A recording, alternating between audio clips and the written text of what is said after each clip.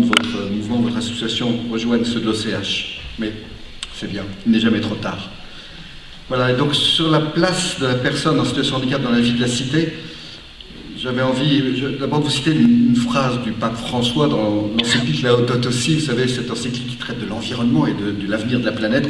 Il a un axe où il insiste beaucoup sur l'intime relation entre les pauvres et la fragilité de la planète, et tout au long de son encyclique, on sent qu'il insiste en disant on ne peut pas dissocier les deux, il s'agit de prendre soin de la personne dans sa fragilité en même temps que de prendre soin de la planète dans sa fragilité et réciproquement, et que quand on dissocie les deux, on se perd.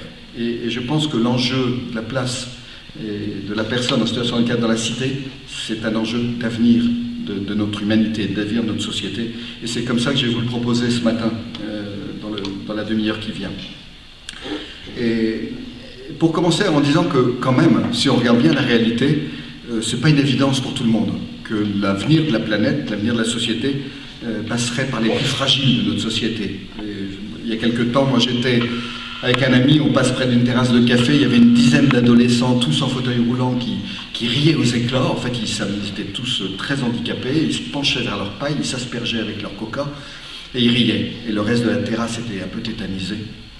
Et une fois passé avec l'ami, cet ami me dit « Oh, mais qu'est-ce que c'est triste !» Et j'ai mis un tout petit moment à percuter qu'en fait, non. Les jeunes qui étaient là, des adolescents, riaient. C'était le reste de la terrasse qui peut-être était un peu triste, mais pas eux. Et que s'il a eu ce réflexe, dont je suis parfaitement capable moi aussi, c'est qu'il n'a pas vu les personnes, il a vu le fauteuil roulant. Et qui parmi nous a envie d'être en fauteuil roulant? Et que c'est évidemment une des souffrances immense de beaucoup de personnes marquées par des handicaps, quels qu'ils soient trisomiques, physiques, moteurs, c'est d'être regardé seulement à travers le prisme du handicap et qu'on ne voit pas la personne, avec toute cette aspiration à vivre, à être heureuse qui est en elle, mais comme on la regarde seulement par ce qui paraît si triste, alors effectivement elles sont enfermées. Voilà. Deuxième petite histoire pour introduire, c'est pas une évidence, il y a quelque temps on organisait un colloque, l'OCH, sur la place de la personne handicapée dans l'entreprise. Le sous-titre, c'était « Une chance pour qui ?» Et je rencontre une DRH d'une grande entreprise qui me dit, au bout d'un moment, avec une certaine tristesse dans la voix, « Vous savez, de plus en plus, on me demande de recruter du personnel zéro défaut. » Et ça m'a rappelé quelques années avant, où nous rencontrions le ministre de la Santé de l'époque. On lui disait notre inquiétude de voir que de plus en plus de parents, quand ils apprenaient le handicap in utero, étaient poussés vers l'interruption de grossesse. Il avait eu cette phrase lui aussi, assez triste lui aussi, à dire « Oh oui, de plus en plus, on veut des enfants zéro défaut. » Zéro défaut à la naissance, zéro défaut à l'âge adulte. Ça ne laisse pas beaucoup de place à des personnes dont le défaut est aussi visible, irrémédiable qu'une schizophrénie, une trisomie, une paraplégie, etc. Zéro défaut, je ne sais pas si vous connaissez des gens de zéro défaut, vous me les présenterez. Parce que précisément, c'est le troisième point, il y a longtemps, parce que moi je suis père de 4 enfants, ils ont tous entre 25 et 30 ans, et donc c'était le baptême de la troisième. Et on chantait ce chant, que certains connaissent peut-être, tiré du psaume, qui dit « Je te bénis mon Créateur pour la merveille que je suis, tous ces trésors au fond de moi que tu as mis sans faire de bruit. » On chantait ça à tue-tête, pour répéter avant le baptême. Et il y a quelqu'un de ma famille qui s'approche de moi, et qui me dit, mais avec colère, « Mais comment on peut chanter des paroles pareilles? Comment on peut chanter qu'on est une merveille ou un trésor ?» Et ça m'a fait réfléchir que si parmi nous, il y a des personnes qui sont marquées par des défauts visibles, encore une fois, et un peu irrémédiables, qui portent des noms des handicaps que l'on connaît, en réalité, au fond de chacun de nous, et vraiment de chacun de nous, il y a, alors mettez le mot que vous voulez, mais des blessures, des souffrances, des zones d'ombre, qui nous sont très douloureuses, qu'on met un mal fou à cacher aux autres, parfois même à cacher à soi-même, on les enfouit au plus profond, parce qu'on pense que si on est quelqu'un d'estimable, c'est évidemment malgré ses défauts, et surtout, il ne faut surtout pas les montrer, parce que si jamais on les montrait, on serait beaucoup moins aimable. Eh bien moi, je vais vous partager ce matin des histoires de rencontres, de personnes qui m'ont appris que, ben non, si nous sommes quelqu'un de bien, et nous sommes tous quelqu'un de bien, ça n'est pas malgré nos limites, malgré nos défauts, malgré nos souffrances, malgré nos handicaps, c'est avec elles, et même peut-être en elles, que la beauté de notre personne peut se révéler, et je vous dirai un peu pourquoi. Et c'est pourquoi c'est un enjeu majeur que les personnes handicapées prennent place au cœur de la cité, au cœur de la société, au cœur de l'Église. Voilà. Moi, aujourd'hui, j'ai 62 ans, je commence à avancé en âge, mais jamais, il y a 40 ans, j'aurais pensé qu'un jour je serais ici à parler de ça. C'était pas mon truc. Moi, j'ai fait une école de commerce, j'étais un jeune qui allait très bien, et je voulais bosser dans le luxe, du vêtement de luxe, et jamais je me pensais qu'un jour je serais à témoigner de la question de la fragilité dans notre société. Et il se trouve que j'ai rencontré pendant mon service militaire, en partageant la vie pendant 1 an simplement d'un petit foyer de vie, un peu comme Betsaïd, un homme qui s'appelle Pierre. J'ai partagé sa chambre. Et moi, j'étais venu dans ce foyer, j'étais un gars bien, avec l'idée que dans la vie, il y avait des personnes handicapées qui n'avaient pas de chance, et des jeunes pas handicapés qui avaient de la chance, c'était moi, et que j'allais aider cela. Ça, c'était mon plan des choses. Et je suis arrivé dans ce foyer pour ça. Et on me présente, donc l'homme qui me fait visiter me dit, bah voilà, ça sera ta chambre, tu partageras la chambre de Pierre. On n'a pas assez de chambres dans le foyer. Au régiment, on était 14 dans la chambre, donc ça m'était égal. Pierre arrive et je me rappelle me dire, bah voilà, je vais l'aider cet homme. C'était mon plan. Et je pensais encore une fois que j'avais des capacités. C'est pas du tout son plan à lui. Il a été insupportable. Toutes les nuits, Pierre se réveillait, parfois pour faire du feu devant la maison, parfois pour monter sa mobilette dans la chambre, parfois pour déplacer l'armoire. Et à 2-3 heures du matin, tout le temps, Pierre faisait des choses qui me réveillaient, et c'était insupportable. Et je me rappelle, on s'est beaucoup disputé, surtout que c'est toutes les nuits, hein, puis c'est effectivement la nuit.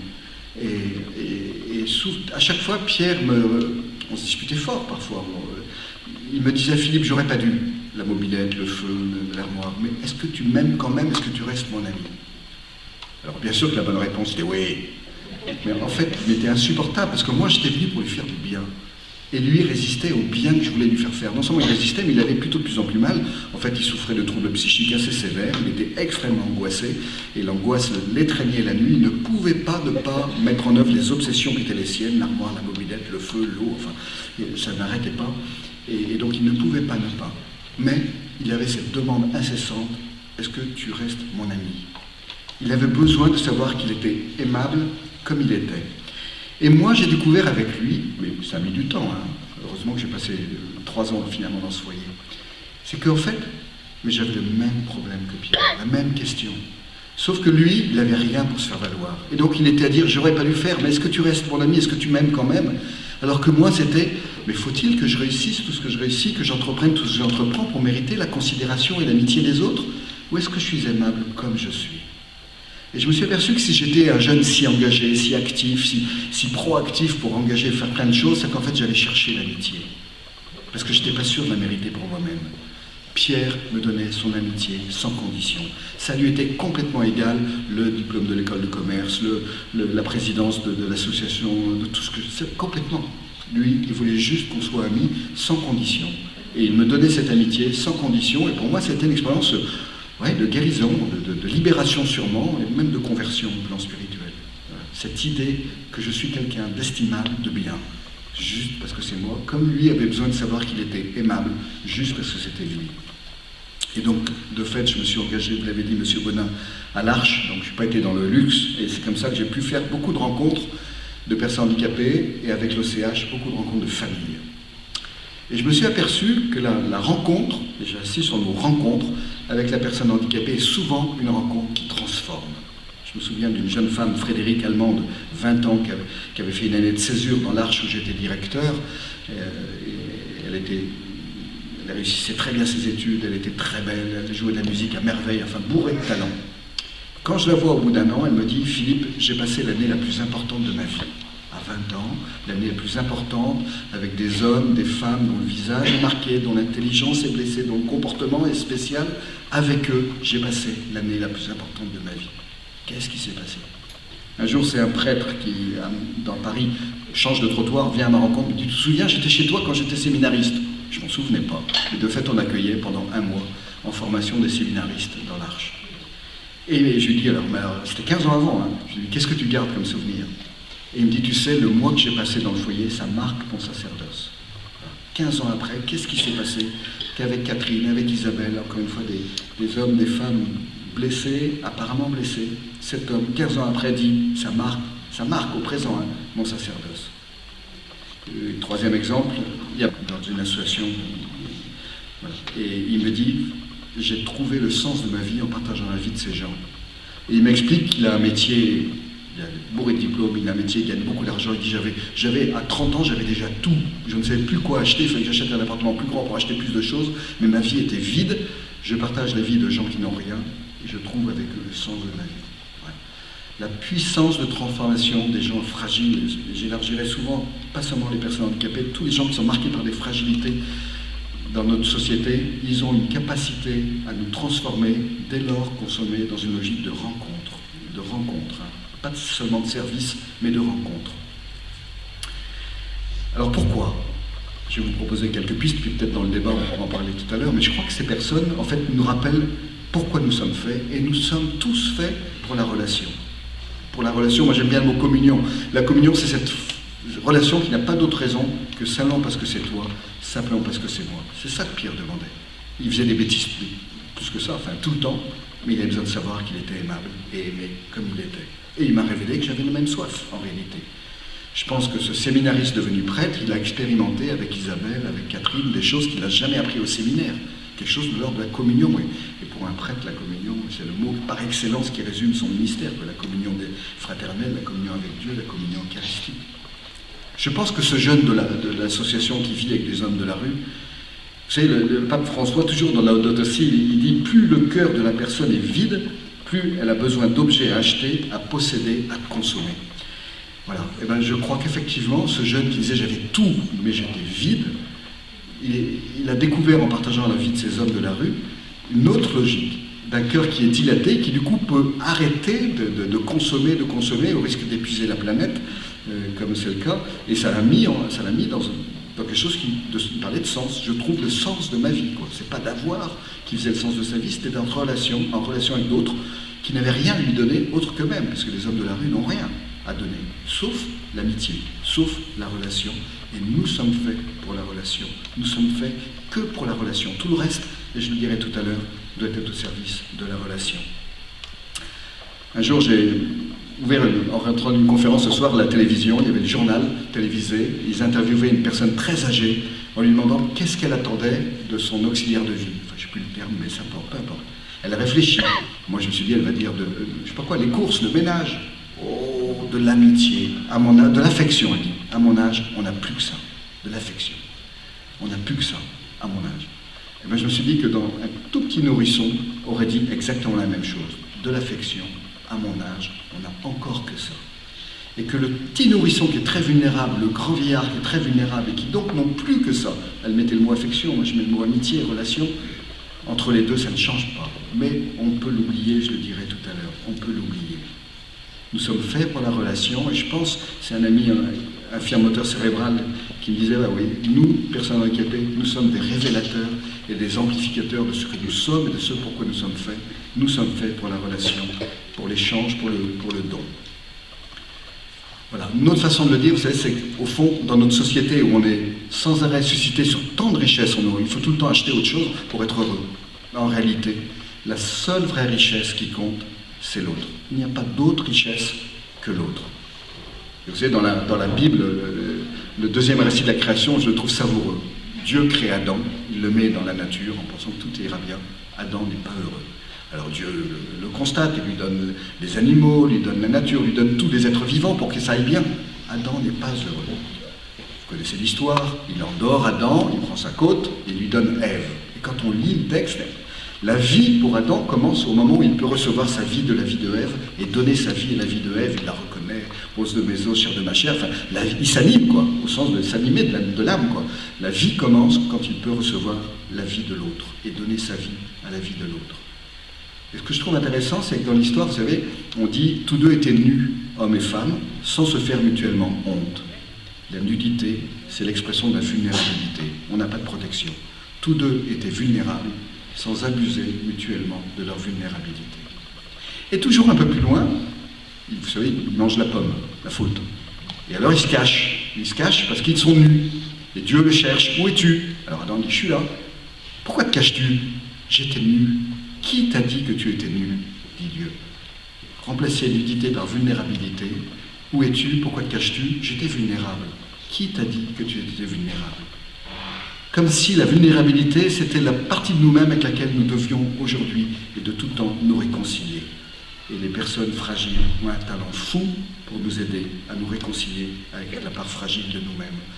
Pour en faire non pas un lieu d'exclusion, non pas un lieu de rejet, mais au contraire un lieu de rencontre, de relation, de fraternité. Et je leur dirai tout à l'heure. Nous sommes faits pour la relation, la seule vraie richesse qui compte, c'est l'autre. Et ça concerne tout le monde. Il n'y a pas de personne. Un jour, j'ai rencontré une femme de toute petite taille, Guillemette, qui est artiste, et elle nous a raconté une petite histoire savoureuse. Elle arrivait pour signer un contrat, elle était en avance, il y avait une église, elle s'est dit, je vais aller prier. Sauf qu'elle a un problème de hanche, elle ne peut pas monter un escalier, et il y avait une douzaine de marches et pas de rampe. Alors, il y avait un homme de la rue qui mendiait. Elle a hésité, puis elle a été le voir.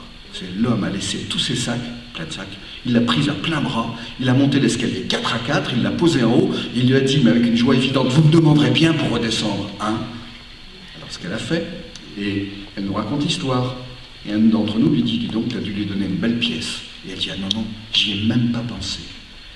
Elle n'y a pas pensé parce que de fait, elle a sûrement intuitivement su qu'elle avait donné à cet homme le plus important qu'elle pouvait lui donner, c'était lui demander quelque chose, lui à qui on ne demandait jamais rien, et qui passait son temps à tendre la main, et qui n'était plus regardé.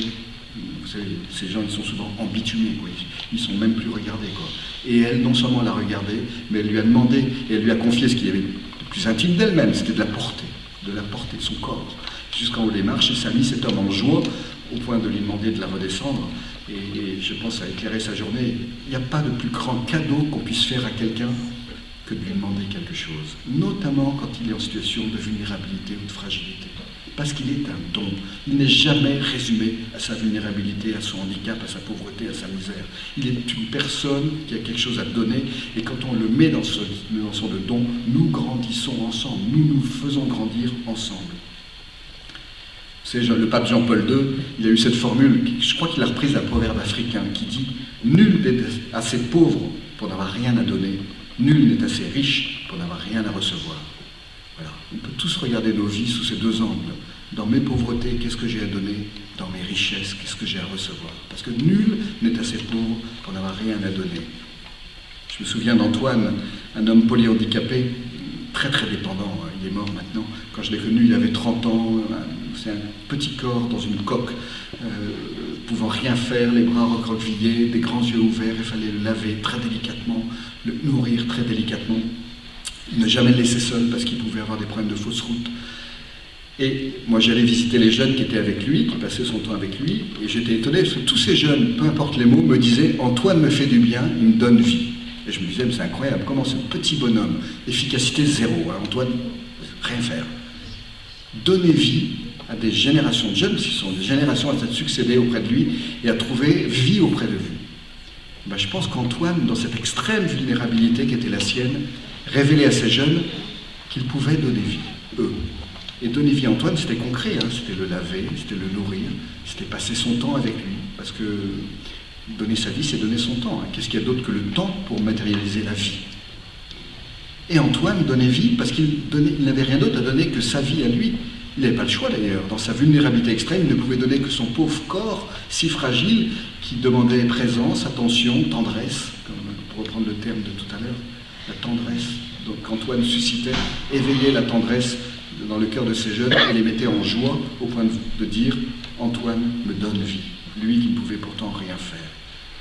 C'est ça notre vocation à tous. Il n'y a pas une personne sur notre terre qui échappe à cette vocation de donner sa vie à la vie de l'autre et de recevoir sa vie de la vie de l'autre. Et les personnes les plus fragiles, les plus dépendantes, nous mettent dans cette dimension-là et elles nous mettent finalement dans ce pour que nous sommes faits et nous mettent dans ce qui nous rend heureux finalement. Parce que c'est ça qui nous rend heureux. C'est pas d'avoir, de pouvoir, de savoir, non, c'est ça. Et c'est ça le problème d'ailleurs pour moi, pour vous, j'en sais rien, mais pour moi c'est que si la seule vraie richesse qui compte c'est l'autre, qu'est-ce que nous sommes capables, qu'est-ce que je suis capable de me laisser encombrer de fausses richesses, sans arrêt.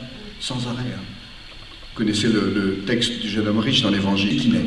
Alors il dit à Jésus, qu'est-ce que je dois faire? Vous connaissez l'histoire.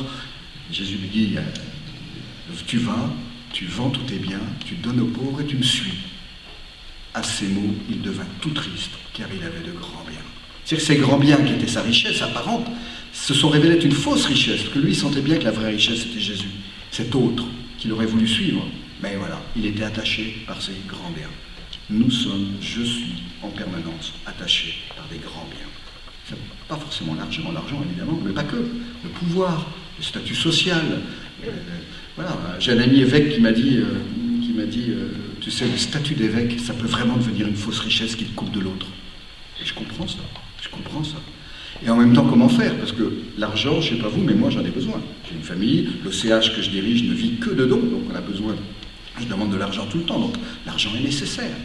Le pouvoir est nécessaire. Je ne pense pas qu'il y ait d'organisation sociale qui n'est pas une organisation du pouvoir, et donc il ne s'agit pas de renoncer à ça. La question, c'est comment faire pour que l'argent, le pouvoir, le savoir, le statut social ne deviennent pas des fausses richesses qui me coupent de l'autre. Et bien, je pense que la seule réponse, pour moi en tout cas, c'est plus je suis en situation d'argent, de pouvoir, de savoir, plus j'ai besoin dans ma vie d'avoir des Luc, des Antoine, des Pierre, c'est-à-dire des personnes qui, dans leur vulnérabilité, vont me rappeler que nous sommes faits pour la relation et pour rien d'autre. Et que tout le reste est à mettre au service de ça. Tout le reste.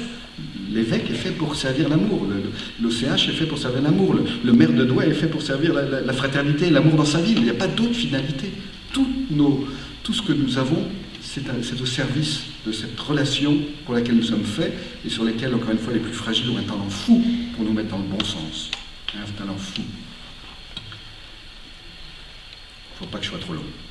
Je vais juste vous dire, du point de vue, moi c'est l'Office chrétien des personnes handicapées, se rappeler toujours que dans l'Évangile, il n'y a pas une page d'Évangile où Jésus n'est pas avec des personnes malades, fragiles, handicapées, exclues. Il n'y a pas une page d'Évangile. Il n'aime pas le handicap. Moi j'ai envie de rappeler ça. Quand je vous dis la beauté des personnes handicapées, c'est pas pour dire que le handicap c'est beau, ça fait mal. Ceux d'entre vous qui sont concernés le savent, ça fait mal, c'est violent. Mais les personnes concernées, touchées par le handicap, ont une richesse insoupçonnée et elles ne sont jamais réduites à leur handicap.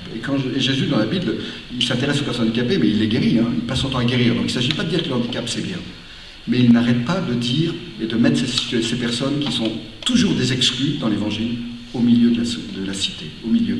Quand vous regardez les scènes, c'est toujours des gens qu'on rabroue au début. Vous savez, l'aveugle de Jéricho, on lui dit « tais-toi », l'homme qui ne peut pas passer par la porte, on le passe par le toit, l'homme qui a la piscine, qui n'est jamais assez rapide pour plonger dans la piscine. C'est toujours des gens qui sont exclus. Pendant la scène, il y a toujours une parole de Jésus à cet homme, à cette femme, une parole, de personne à personne, de personne à personne. Et à la fin de la scène, il y a toujours un homme debout, en marche avec. Debout, en marche avec. Nous sommes faits pour marcher ensemble avec les plus fragiles et avec eux de faire une humanité qui est plus belle, qui est plus fraternelle. Et c'est pour ça, je crois, que les personnes fragiles comprennent le mystère chrétien. Pierre, dont je vous ai parlé au début, qui était si insupportable, le petit moment de paix que je voyais dans sa vie ici, agité d'angoisse, c'était quand on avait un petit temps de prière le soir. Souvent, à ce moment-là, il sortait de ses obsessions, il pouvait dire je vais prier pour les victimes de tsunami, je vais prier pour la grand-mère de Florence. Enfin, il avait une capacité de s'ouvrir qu'il n'avait pas en soi. Et je me disais, en fait, cet homme qui a toujours besoin de vérifier de moi, est-ce que tu m'aimes quand même? Il n'avait pas besoin de vérifier du bon Dieu. Il se savait aimer tel qu'il était. Et je pense que le mystère chrétien, il faut quand même, il faut être fragile pour comprendre que Dieu se donne dans la fragilité d'un nourrisson dans la crèche. Pour comprendre que Dieu se donne nu, cloué sur une croix. C'est quand même notre Dieu. Pour rentrer dans ce mystère-là, il faut abandonner toutes nos certitudes, tout ce qui nous habite, qui nous encombre, pour découvrir la richesse qui se donne dans l'extrême vulnérabilité de la condition humaine que Dieu a prise. Nourrisson dans une crèche, cloué, nu sur une croix, et entre les deux, se mettant, enlevant son vêtement pour nous laver les pieds, et nous dire, faites de même les uns aux autres. Lavez-vous les pieds les uns aux autres. Voilà. C'est ça notre Dieu. Les personnes fragiles, elles entrent dans ce mystère. Et c'est pour ça que, pour l'Église, les pauvres sont l'Église. C'est une phrase vous savez, le fondateur de ATD Carmonde, Aide à toute détresse, le père Wejinski, qui est mort maintenant il y a longtemps, moi je l'avais rencontré quand j'étais jeune, il avait écrit un livre qui s'appelait comme ça, Les pauvres sont l'Église. Je crois qu'il faut être pauvre pour entrer dans ce mystère de communion pour lequel nous sommes faits, et nous donner, nous recevoir les uns les autres tels que nous sommes, sans être encombrés de tout ce qui nous encombre. Alors oui, les pauvres sont l'Église, et c'est pour ça que j'ai souvent constaté, même s'il ne faut pas généraliser, que les personnes handicapées, notamment, ont une capacité d'intimité avec Jésus très grande. Et ça, je vous donne un seul exemple. Un petit garçon handicapé qui fait sa première communion, et son oncle, le frère de la mère, dit à la fin à la maman « Ah, belle cérémonie, dommage qu'il n'ait rien compris ». Alors la maman est blessée, les yeux se mouillent, Le petit garçon avait entendu, il s'approche de sa mère et il lui dit « T'en fais pas maman, Dieu m'aime comme je suis. Dieu m'aime comme je suis, Dieu nous aime comme nous sommes. » Et je pense que si nous étions convaincus, comme ce petit garçon de ça, on serait guéris de bien des maux qui nous accablent. Dieu nous aime comme nous sommes, on n'a rien à prouver, rien à prouver. Et on peut du coup se réjouir de ce que nous sommes, tel que nous sommes. Rien ne fait obstacle à l'amour, rien ne fait obstacle à l'amour. Alors, je pourrais vous raconter 10 000 histoires comme ça, mais je ne vais pas le faire. Sauf à dire que dans l'Évangile, Jésus nous dit clairement, si tu donnes un festin, tu n'invites pas tes riches voisins, tes amis, ta famille, non, non, non, non, tu invites les estropiés, les aveugles, les boiteux, et tu seras heureux. Promesse de bonheur. Voilà. C'est mystérieux, hein. C'est-à-dire qu'effectivement, inviter à sa table Pierre, Antoine, Luc, Bethsaïde, un lieu où on mange ensemble avec les gens les plus fragiles, nous met dans une joie profonde, celle d'être ce pourquoi nous sommes faits. Nous sommes faits pour la relation, nous sommes faits pour la communion. Et à chaque fois que nous mangeons ensemble, voilà, nous partageons le pain ensemble, nous nous mettons dans cette joie partagée d'être des frères les uns pour les autres. Il n'y a rien de plus grand que de découvrir que nous sommes aimables et aimés tels que nous sommes.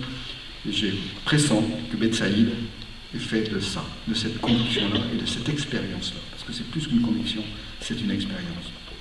Et c'est pour ça que souvent, moi je dis aux jeunes, quand je vais voir les jeunes, n'attendez pas, mettez-vous dans des lieux où vous pouvez faire l'expérience de l'amitié avec des gens pauvres, fragiles, quoi. Et il y a plein de propositions. Et si vous n'avez pas d'idées, vous appelez l'OCH, je vous en donnerai des idées. Mais Bethsaïde est un lieu où on peut faire cette expérience. Il y a l'Arche, il y a Foi Lumière, il y a Bras Ouverts, il y a Lazare, enfin il y a plein d'expériences où on peut faire l'expérience de la rencontre avec des gens fragiles. Voilà. Et je pense, et je finirai là-dessus, que c'est un enjeu majeur pour notre société que de savoir inclure les personnes handicapées, qu'elles soient vraiment au cœur de la cité. Et donc c'est pas seulement un enjeu de droit, bien sûr que c'en est un, mais pas que, c'est vraiment un enjeu d'humanité pour notre société. Je pense que l'avenir de notre société passe mystérieusement par les personnes les plus fragiles, surtout dans notre siècle, là, qui est un siècle de performance, d'efficacité, qui a besoin de découvrir que ça n'est pas la finalité c'est la relation. Et voilà. Entre autres, je vous disais, aujourd'hui, je pense qu'une des grosses questions de notre siècle, c'est la fragilité de la personne humaine. Qu'est-ce qu'on fait de cette fragilité ? Et je pense que les personnes handicapées, les personnes fragiles, nous révèlent que la fragilité n'est pas une tare. Elle n'est pas une tare. Elle est une réalité constitutive de la personne humaine, et nous sommes tous fragiles. Et plus nous la cachons, plus elle risque de devenir un problème, et le jour où elle se révèle, alors elle devient insupportable. Alors que plus nous apprenons à vivre avec et à nous les partager, au même titre que nous partageons nos dons et nos compétences, plus nous apprenons à entrer dans une intelligence de la fragilité, une intelligence individuelle ou une intelligence collective de la fragilité. La fragilité n'est pas une tare, elle est au contraire une opportunité de bâtir une société plus humaine où nous allons être ensemble inventifs pour faire face aux défis de notre société aujourd'hui. Et j'ai plein d'exemples où je pourrais vous dire que c'est par les personnes handicapées, les personnes fragiles, que de fait des réponses se trouvent à des problèmes de notre société qu'on n'aurait pas trouvés sans elles. Voilà. On a besoin des personnes fragiles pour passer d'une logique de compétition à une logique de communion. Nous ne sommes pas faits pour la compétition. Or, vous savez comme moi, elle est partout, elle commence dès l'école, très tôt, elle est dans l'entreprise. Il y a quelque temps, je rencontrais un chef d'entreprise, 2000 salariés à peu près, et 26% de personnes handicapées. Alors, j'étais sidéré, et je lui dis, mais comment vous faites, pourquoi? Il dit, il y a quelques années, j'étais à 3%, et donc la loi est passée en 2005, je me suis rendu compte que ça allait me coûter cher, donc j'ai choisi de faire des essais d'intégrer les personnes handicapées. Et je me suis aperçu, en regardant, c'est que les services où il y avait les personnes allaient mieux, travaillaient mieux. Alors, il y avait deux explications. Il dit la première, c'est qu'elle crée un climat d'équipe, d'entraide, qui est nécessaire, parce qu'en fait, une entreprise, c'est pas une juxtaposition de compétences, c'est des compétences qui s'entraident les unes les autres, et quand quelqu'un sait dire à l'autre, j'ai besoin de toi, je sais pas faire, l'équipe marche beaucoup mieux. Et il dit la deuxième raison majeure, c'est que dans l'entreprise, quand vous avez résolu la question du sens, vous avez résolu 80% des questions. Les services où il y avait des personnes handicapées, la question du sens ne se posait plus. Il était comme s'il était donné par la personne elle-même qui suscitait cet esprit de fraternité. Et du coup, il a embauché. Il était à 26%. Voilà. Je trouve ça intéressant parce que ça dit combien c'est pas une utopie. C'est pas une utopie. J'allais dire, on sera plus performants, je reprends ce terme de coup, ensemble, avec les plus fragiles, et sûrement pas sans eux ou contre eux. Voilà. Et on a besoin des personnes fragiles pour passer d'une culture de l'avoir à une culture de la rencontre. Je vous ai dit l'exemple de ce jeune vivant avec des gens de la rue. Voilà. Le pape François n'arrête pas d'appeler à la culture de la rencontre. Je pense que c'est un enjeu majeur de notre société d'aujourd'hui, c'est de susciter la rencontre, parce qu'on est dans un monde qui est très cloisonné, où l'individualisme est majeur, mais du coup la solitude est majeure aussi. Les réseaux sociaux ne résolvent rien à la question de la solitude, c'est une illusion de relation. On a plein d'amis sur Facebook, mais en fait c'est des amis qui ne sont pas là le jour où je suis dans la peine, quoi. J'ai besoin de gens qui seront avec moi le jour où je suis dans la peine ou dans l'épreuve. Et les personnes fragiles, elles sont déjà dans la peine et dans l'épreuve, donc elles nous invitent dès maintenant à nous mettre en lien les uns avec les autres et à nous soutenir.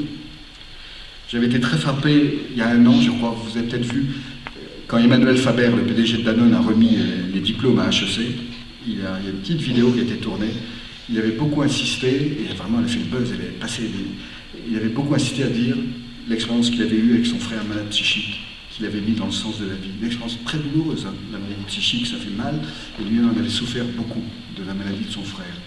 Mais finalement, il disait, ce frère m'a mis sur ce qui me rend humain, et il disait à ces jeunes d'HEC, méfiez-vous de la gloire, de l'argent, etc. Cherchez toujours le frère, ce frère qui vous mettra dans ce qui vous rend humain. Et moi, je me suis réjoui que cette vidéo a fait un buzz terrible, parce que je me dis, ça veut dire qu'il y a une soif par rapport à ça, et qu'effectivement, la gloire, l'argent, etc., on n'a pas fini de les chercher, hein, mais on sait bien intuitivement que c'est pas ça qui nous rend heureux. C'est le frère qui nous rend heureux. C'est le frère. Et les gens les plus fragiles ont un talent pour la fraternité incroyable. Il faut que j'arrête. Et la tyrannie de la performance. Ouais, vous le savez comme moi, hein, notre société, et je pense que les personnes handicapées nous invitent à une autre logique, et notamment celle de la gratuité. On est dans un monde qui est tout marchand, qui sera de plus en plus marchand.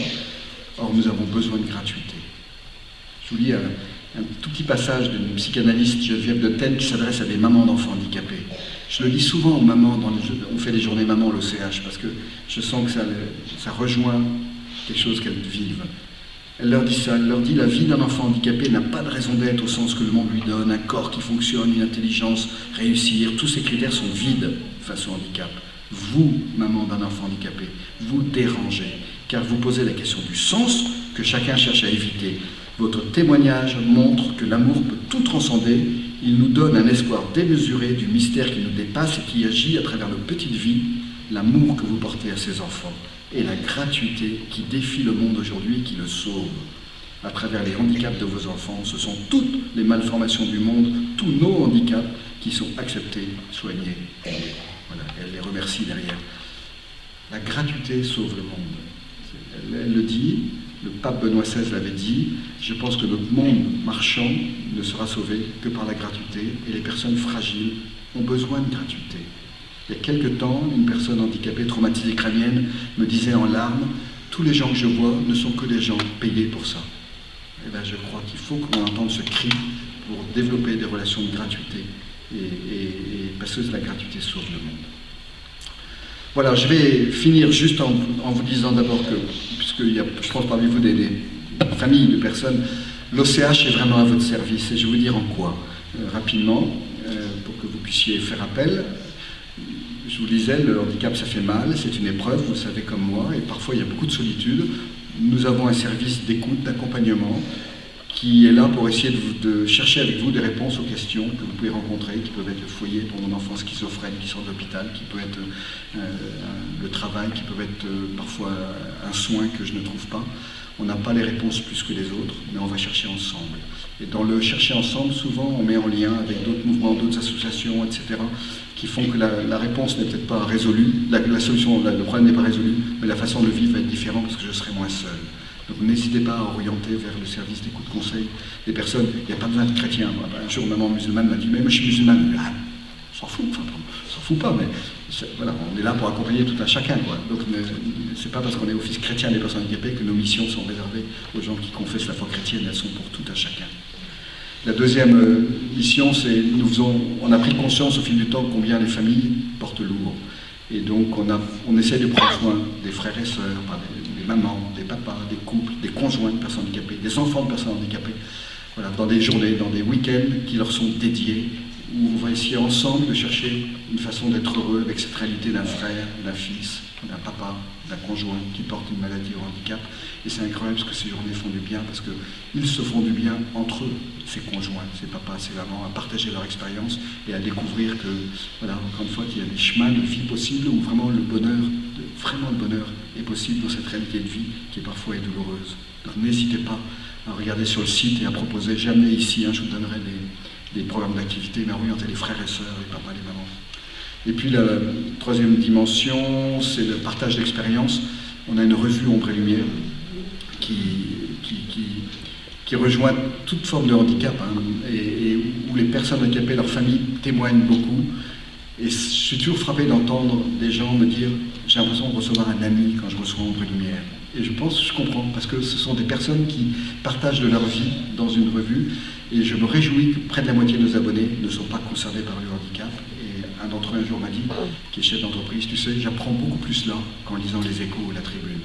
Et je peux comprendre ça, parce que ces personnes ont un talent fou, encore une fois, pour nous dire ce que la personne est. Et un chef d'entreprise, c'est par nature des personnes qui dirigent. Voilà, Ombre et Lumière, j'en ai là aussi, je vous le mettrai dans le hall tout à l'heure. 29 € et je vous offre mon bouquin en cadeau. C'est pas pour faire du commerce, parce que je sais que ça fait du bien, et donc n'hésitez pas à vous abonner. Et le dernier point, on subventionne, on soutient des initiatives. Ça peut être une école qui crée une classe, ça peut être un foyer qui se crée. Betsaïd pourrait, pour des projets, s'adresser à l'OCH. Voilà, on soutient des initiatives, mais pas que par l'argent. On organise des réseaux pour que toutes ces initiatives se soutiennent les unes les autres, ils se connaissent. Donc on anime des réseaux d'associations dans le champ du handicap mental, psychique, physique, etc. De plein de manières. Donc n'hésitez pas à vous adresser à l'OCH. Je conclus en citant deux personnes. C'est le pape Jean-Paul II. Moi, j'aime bien rappeler qu'on a eu un pape handicapé. Vous vous souvenez, il était tout cassé à la fin de sa vie, longtemps, tout cassé. Et donc, il vivait dans sa chair le handicap. Et il a dit, peu avant sa mort, un an avant, à un groupe de personnes handicapées, il leur a dit ça. Il a été dit à juste titre que les personnes handicapées sont des témoins privilégiés de l'humanité. Témoins privilégiés de l'humanité, c'est fort. Elles peuvent enseigner à tous ce qu'est l'amour qui sauve. L'amour qui sauve, on est encore dans le salut, comme la gratuité, qui sauve. Et elles peuvent devenir des messagers d'un monde nouveau, non plus dominé par la force et la violence, mais par l'amour, la solidarité, l'accueil. C'est ça l'enjeu de la place des personnes handicapées dans la cité aujourd'hui. Un monde qui est violent, on le sait bien. Je pense qu'on ne fera pas un monde de paix en excluant les plus fragiles. Au contraire, c'est par les mettant au cœur qu'on arrivera à construire des liens de solidarité et de faire tomber les barrières entre les cultures, entre les religions, entre les riches et les pauvres, dans lesquelles on est en train de s'enfermer de plus en plus. Et ces barrières, un jour, elles exploseront, on le sait bien, et ce sera la violence. Non, c'est par les plus fragiles qu'on trouvera des chemins de paix, parce qu'elles ont ce talent-là de nous mettre dans ce qui nous rend humains et de nous mettre dans cette fraternité pour laquelle nous sommes faits. Et l'autre citation, c'est un homme, Thierry, qui porte un handicap mental et qui un jour dit à son accompagnatrice « Toi et moi, on est pareils, on a les mêmes différences. » Et je trouve que cette phrase un peu bizarre contient assez bien ce que je voulais vous partager ce matin, c'est que c'est vrai qu'on est vraiment pareil, au sens où vraiment nous partageons une humanité commune. Et que dans cette humanité commune, nous sommes très très différents. Et c'est tant mieux, parce que c'est pour ça qu'on a besoin les uns des autres, et qu'on peut entrer et consentir à être interdépendants ensemble, avec une cité où on se reconnaît comme interdépendant est une cité humaine, parce que chacun va pouvoir s'appuyer les uns sur les autres, et aucun ne pourra dire à l'autre « je n'ai pas besoin de toi ». Je finis là-dessus, c'est le texte de Saint Paul, vous savez, sur le corps, où Saint Paul dit « tous les membres du corps sont nécessaires au corps, aucun membre ne peut dire à l'autre « je n'ai pas besoin de toi ». Et il précise, la main ne peut pas dire l'oreille, etc. Et il ajoute, même les membres les plus faibles doivent être honorés et sont nécessaires.